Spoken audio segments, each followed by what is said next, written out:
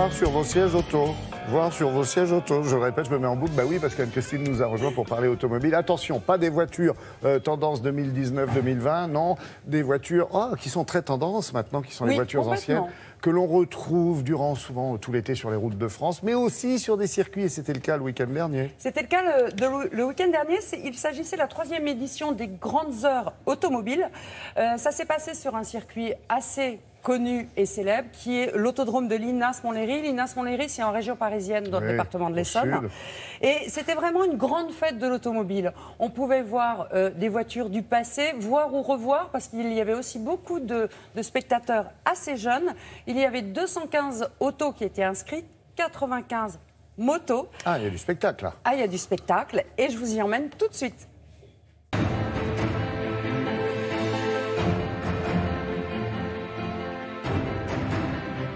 Les Grandes Heures automobiles, en fait, ici, c'est le temple de l'automobile et des sports mécaniques. L'autodrome, c'est quelque chose de mythique.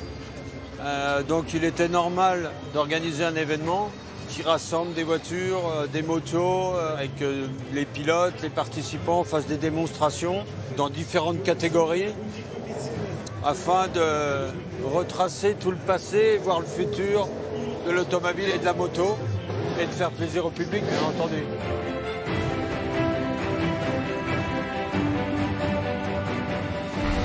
On n'intéresse pas forcément, je dirais, des fanas, on intéresse tout le monde.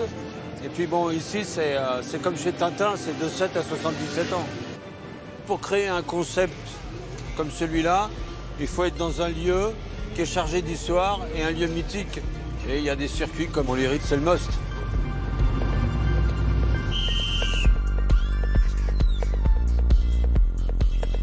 Ces événements-là apportent beaucoup de choses. C'est l'occasion de sortir nos jouets plus ou moins anciens.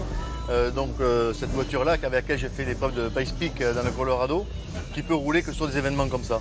Ces événements permettent de rouler avec un peu tout et on apprécie énormément ce style d'opération. Et la voiture fait 800 chevaux pour 900 kg, 4 roues motrices et on prend d'énormes sensations avec cette voiture.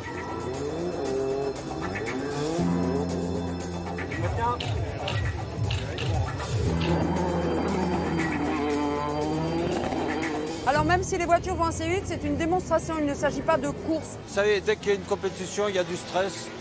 Et dès qu'il y a du stress, il y a moins d'ambiance. Rouler, se faire plaisir, pouvoir emmener un passager, c'est particulier et c'est ce qui fait en partie la réussite de cet événement. On a tellement eu l'occasion, nous, de se battre toute notre vie, il fallait rendre des comptes, la performance était obligatoire, tandis que maintenant, c'est que le plaisir. Et en plus, on fait plaisir, on est en toute décontraction dans un événement qui ressemble à la course, qui sent la course, mais qui n'est pas une course. Donc, pour nous, anciens pilotes, c'est l'idéal. La Groupe B, ça a tellement été une voiture mythique. Elle a fasciné des générations parce que je vois des gamins qui connaissent la Groupe B. Donc ceux qui ont l'occasion de pouvoir monter dedans, c'est des moments uniques, c'est des émotions qu'on ne retrouve dans aucune voiture de course.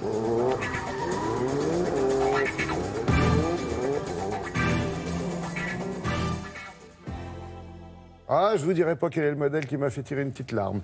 Qu'est-ce que j'apprends? On n'a pas le même modèle. On va faire un petit tour avec Monsieur Saby. Alors, j'ai eu l'extrême chance. Alors vraiment, c'est super de monter avec Bruno Saby dans la 205 Turbo 16.